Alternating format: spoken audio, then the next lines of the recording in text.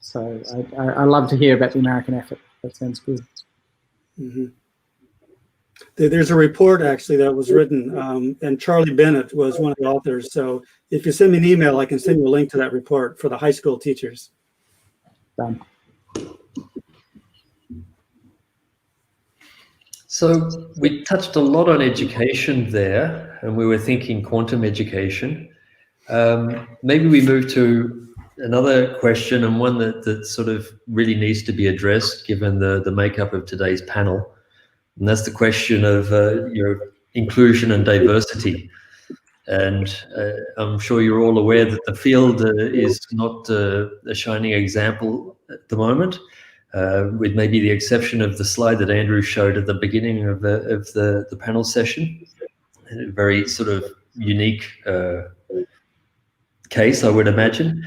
But what can we do? Is there something intrinsically wrong with our field? Is there something intrinsically wrong with us? Do we have some advantages that we're just not exploiting?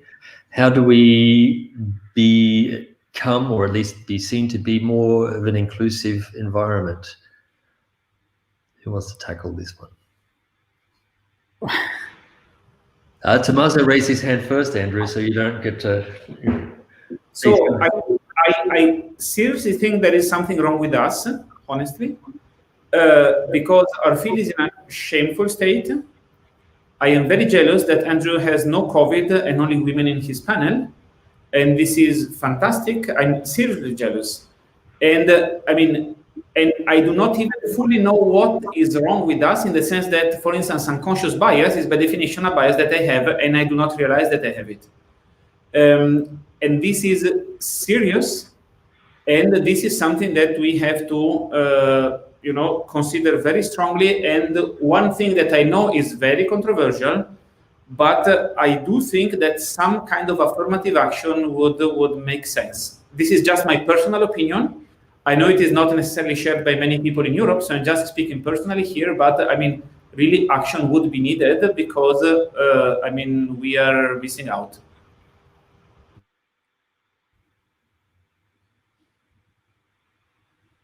Would you like to follow up, Andrew? So I was going to go in a slightly different direction and say, I guess the first step is, we acknowledged it, but we haven't dealt with it in this panel. I'm looking at the screen and seeing 7 middle-aged people in glasses and 2 young people in glasses, all men. We didn't invite any women to the panel. There are women in each of our countries and consortia who we could have invited. So if we only hear from each other, we get into this group thing.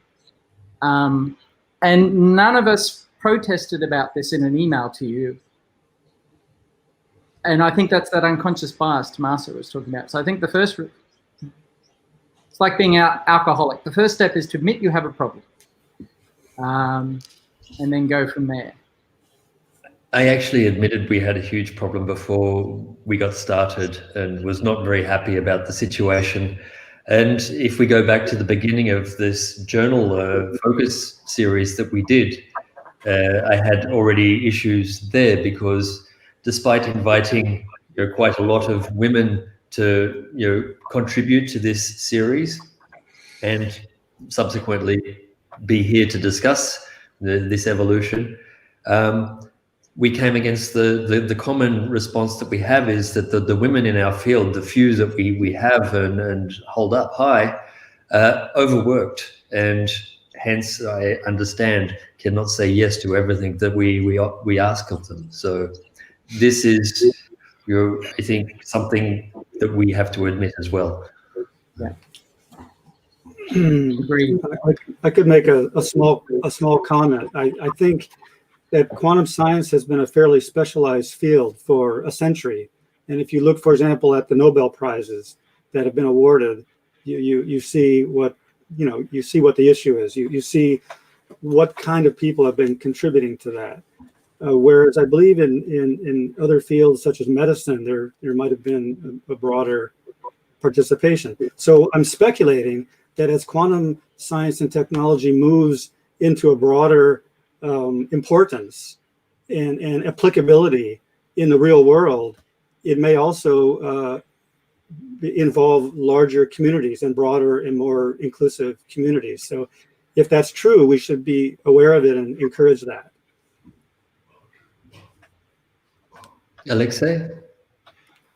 Yes, I just also make just a short comment about that. I also agree with Andrew that the problem is quite serious, and we should, take this into account. Just would like to make a note that in Russia, from the side of the one of state-owned companies, the leader of the roadmap is a lady, and I think that it's a very good step in the in this direction. So traditionally, I would say it was this proportion between different sciences was a problem, and I happy to see that now we have more and more instruments to support women in the research in this field, and I hope the situation will become more and more better from year to year. I just want to come back a little bit, Alexander, I'll get to you in a moment. Mike said if a lot, if it's like this, if it's like that. And I think one thing that we did recently in Europe, we set up a gender equality working group, and there was a survey to find out what it really is. What is the current situation? Apart from just having a look around at a conference and going, there's not many women here, or there's not many people of color, you're getting some real solid numbers and feedback from the community that you're in, at which point you can address, make maybe targeted activities to promote, and find solutions to promote, more inclusion in the field. Alexandre. Well, I want to, as the others said, that this is a crucial problem that we need to address. But I think it ties in also with the previous question, which is education. I think we have to start young with the young students, to interest them, to interest a diverse set of students to this field. But what we're doing is creating a new field of research, a new industry. And so maybe we have a chance to learn from past mistakes and do something better. Peter? Yeah, I mean, the problem simply is that in order to be working in this field, you're going to have a degree in probably in physics, but perhaps in electrical engineering, computer science, where the pool of people we can fish from to persuade into this field is actually quite small. So certainly in Northern Europe and in the UK, the proportion of women who are going on to do degrees in physics, although it's very slowly increasing, is still very small, between 20 and 25% typically. So we've got a really quite small pool to fish in. Our task is simply to find ways of explaining what a STEM career does and what a physics-based career does to much younger people in schools and high schools. And that means that we could use not us as role models, but some of the really outstanding young people we've got within our national initiatives right around the globe to enthuse young people about this and how exciting this is. So ambassadors for this are really quite critical. We ourselves, to be honest, we're all over the hill. We are really reflecting what the situation was a long time ago. But if we can use some of our really outstanding young women that are working in the field as ambassadors a little bit more, not to overwork them, but to enable kids in school to think, oh, I could be that. And so Andrew mentioned Michelle Simmons being Australian of the Year. I bet that had an impact on young women in Australia thinking of a science career. It's that kind of activity of recognition of outstanding women as exemplars of quality. Andrew? One of the practical things that we've been doing in Australia is learning from the astronomers. They seem to be well ahead of the general physics community with practice and solutions in this. And one of the lessons learned is targets or key performance indicators with teeth, that you say ahead of time, I'm going to get this kind of representation, and you have funding authorities or institutions hold you to account if you don't. And then the other thing we did was in our center, for example, we said we will fund female postdocs, but you have to put in half the money, we'll put in the other half. And suddenly people who'd been saying, oh, it's very hard to find women in the field, when I said, look, I'll fund 18 months or 3 years of a postdoc for you. Oh no, there's these fantastic women who want to come work for me in my group. So targeting things is successful. My center, when we started, we had 1 CI who was a woman and 17 who are men. We now have 4 women CIs, and I'd like to see those numbers increase more. So you can do something, but yeah. There's an input problem, yes. There's a leaky pipeline, and there's a bunch of things to do in that space. The astronomers regularly offer childcare at their conferences. And we brought in a program to do that, and it can be, and we put no limits on it. You can bring your mother over from the Philippines. If you're a divorced dad and it's your week with the kids, you can pay for childcare for that. Got to try a lot of different things. Mm-hmm. Yeah, there's a broader issue as well, especially in the US, I think. For example, Time Magazine just put out an issue with the 100 most influential people in the world. And there was not a single scientist among them, except for people who studied COVID. And so it's simply maybe unlike in Australia, where the person of the year can be a woman and a scientist. In many countries, including the US, it's not really a role model that's very popular these days.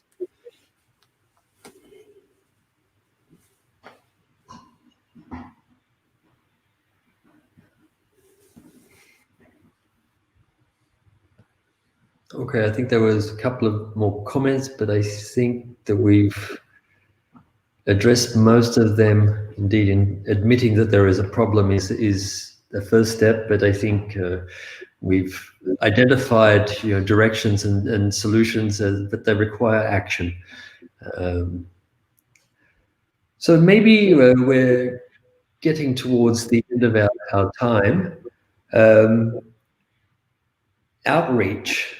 Dealing with the public, and I mean, again, this comes back a little bit. It helps, maybe in promoting quantum technology for young women, but also more generally the general public and your policy advisors, so they don't confuse quantum technology and quantum computing. And to tag on a little bit of your sort of self-indulgence in terms of an editor-in-chief. Is there something in terms of journals that can provide an avenue where we can assist in addressing, communicating to different target audiences, a bit like we did with this series of papers that you all contributed to.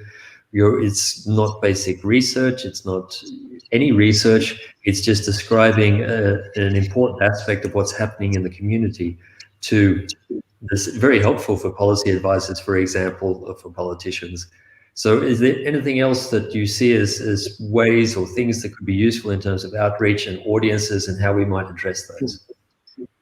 Yeah, I think that journals could, maybe even a new journal could be created to publish articles which are quantum related, quantum tutorial aimed at policymakers. For example, at the new Center for Quantum Networks in the US, funded by National Science Foundation, there's a large component of what's called social impact. In fact, the associate director of this new center is a professor of law and an expert on social policy and science policy. And I'm thinking of journals like the American Journal of Physics or Contemporary Physics in the UK, that addresses tutorial treatments of important physics and topics. If there could be a new journal or a subsection of journals that would be focused on this could be a good replacement for all the thousands of popular articles that you can find online with dubious quality. If there's a high quality source of such articles, that could be useful.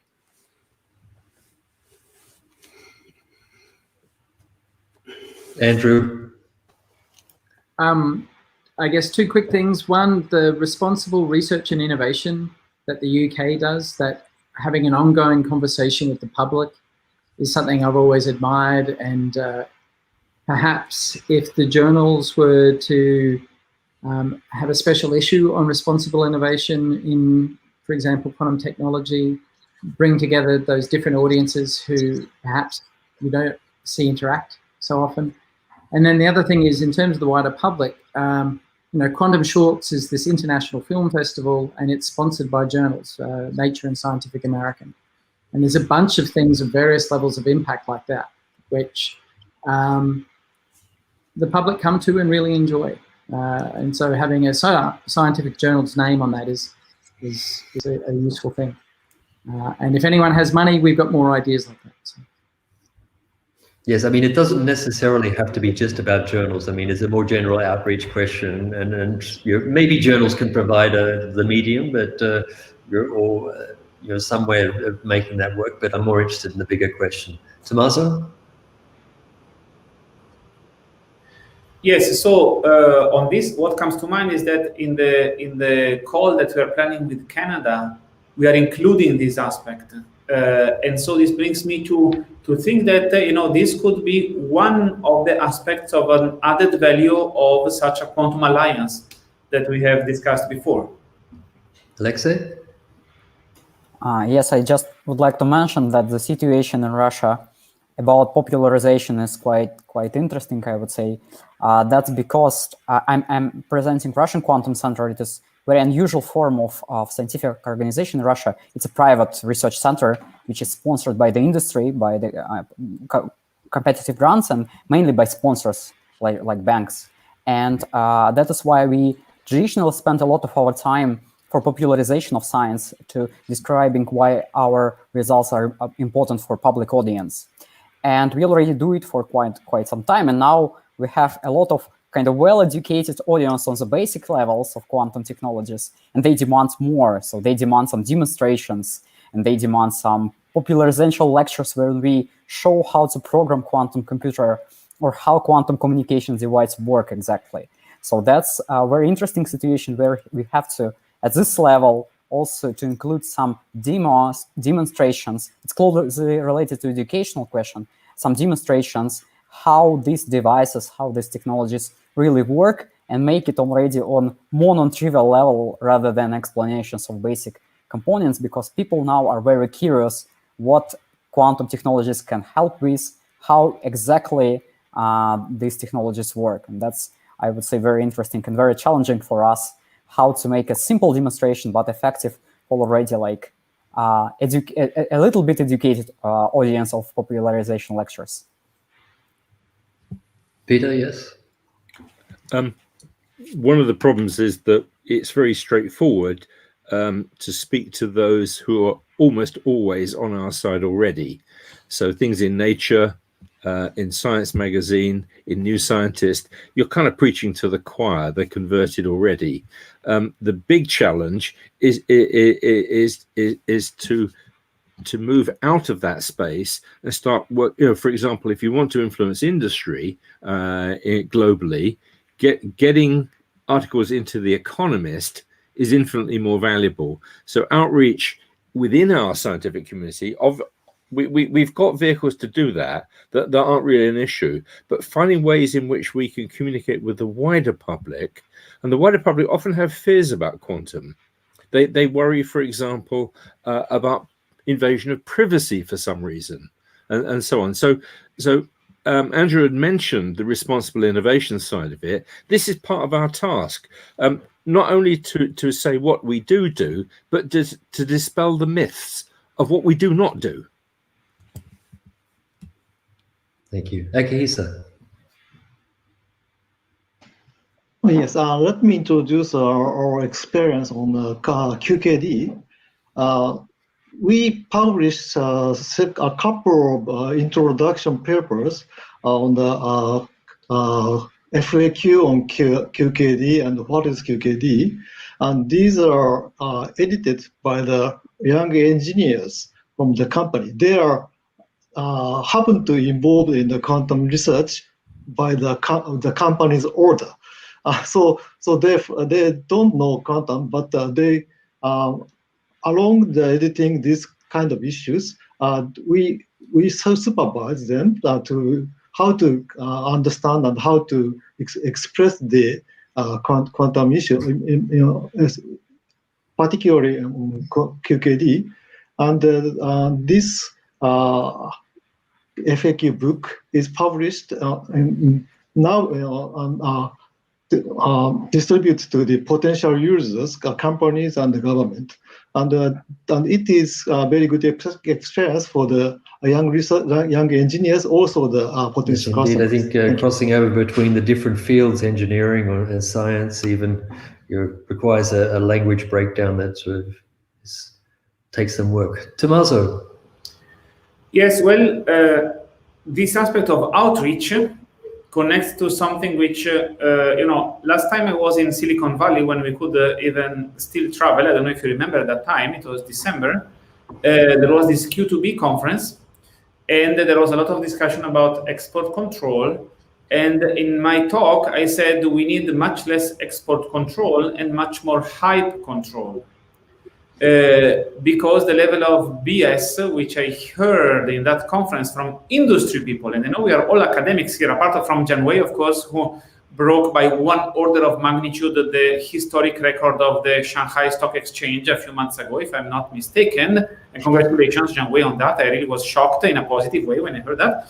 But that is kind of good for you, and it has a solid basis because it's quantum communication. But the level of hype that we get on quantum computing, is really scandalous in some cases, and we get this hype from industry, and this is suicidal to say the least. And so after I gave this talk, I got a line of industry people telling me how good it was that I said that, including people who had claimed that in 2 years, in their talk, in 2 years, we are going to have quantum computers which will revolutionize medicine because you develop new drugs, okay?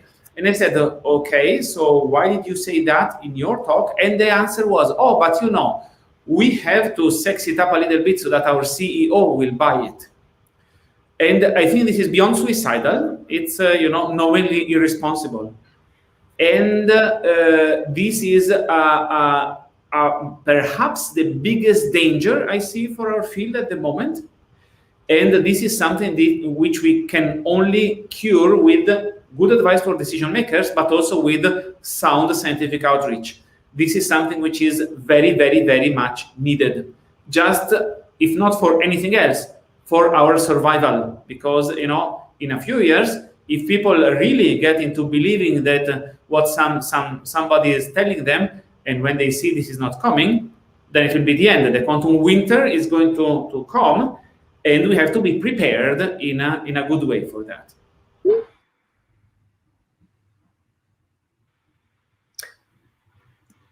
Would anyone else like to have maybe a final word on that? Maybe, we have 5 minutes to go. We have 9 people. Maybe I could quickly ask each of you for maybe a final comment, and we'll end on a more positive note than a quantum winter. So maybe I start from the bottom of my screen. Maybe we start with Akihisa. Would you like to just a final word before we leave? Oh, yeah. I think we all know the quantum winter before, about the 2005 to 2010. And now we are now in a hype. So as Thomas says, we need to make a clear understanding on the society, for society and also the decision makers, and clear roadmap to what kind of technology can be realized in which period. So I think as all said, education to the public is very important. Thank you, Mike. Yeah, I would say that it's very exciting, and I think a lot of people, including a lot of young people, are very excited by this new field. And as we said before, it's being driven by the new science opportunities. So to the extent that we can use that enthusiasm to move forward, we should do so. Andrew?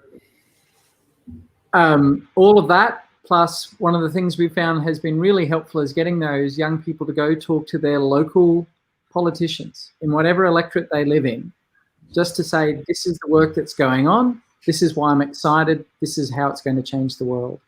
And I'd encourage everybody who's listening to go do that. Thank you. Peter? You're muted. Yep. Indeed, I'd support all of that.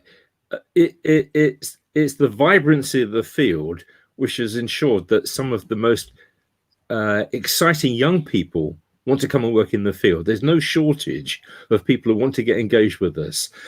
So in terms of the talent pool, I don't think we've got an issue. But what one needs to do, I'm sure, is to concentrate on patience, because we can advance our understanding of the universe through quantum really straightforwardly. We can start to change our technological base, but it takes time. So avoiding hype is really important. Obviously, being patient on this one, but really stressing that what quantum is able to do is to transform our world. And I think that's a message that resonates still. I'm not at all worried about a quantum winter. Alexei? Yes, I would like to thank all of the speakers and moderator of today's section for this very productive discussion. And I would maybe once again say that international cooperation, for at least for our roadmap, but I believe that for each quantum program and for each quantum roadmap, it's a crucial component. And I'm very much happy to see this as a result of international cooperation on the discussion on this very important topic and very important question that arise. And I hope that we will move forward with Quantum Alliance as a wonderful idea how to continue this cooperation and collaboration in the field of quantum science and technology. Thank you. Xiangwei? Okay. On the long-term vision, I'm very confident. I mean, I don't worry about the quantum winter, because anyway, so our future is quantum future. So I'm quite confident on one hand.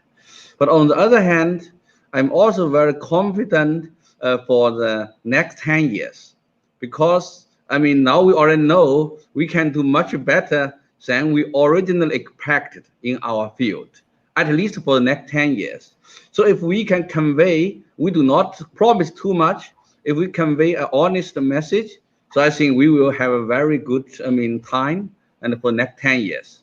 But then after next 10 years, I have no idea, and it's going to depend on what we can offer. So for the long term, I'm very confident. For the shorter term, I'm also very confident. But the important thing is what will happen and after 15 years or 20 years, that's something maybe we need to work hard to solve this problem. Yeah. Tommaso? So I'd like to say something off topic, because we are speaking about everything useful and so on. And I like to remember the following. Well, of course, it has been said already, the fact that I am here, means that I am male, white, and also old, which also means that some time ago I was young. And I do remember that when I was young, all of this was utterly useless. It was foundations, it was philosophy. It had no prospect. It would ruin my career. I'm sure this happened also to you. And so I would like to say, for the future, some people say, oh, but the Google result was useless. And my answer is, that's exactly the point.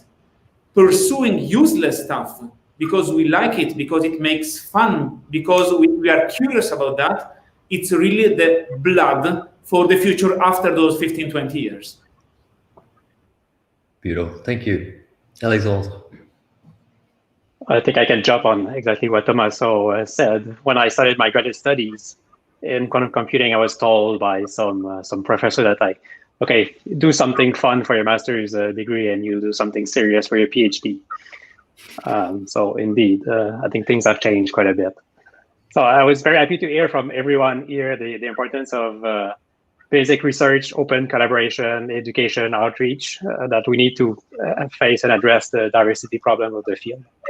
But given all of that, I think it's clear from everyone, the comment from everyone, that with the pace of the progress that we've seen in the last few years, I think it's good. The next few years will be very exciting for the field.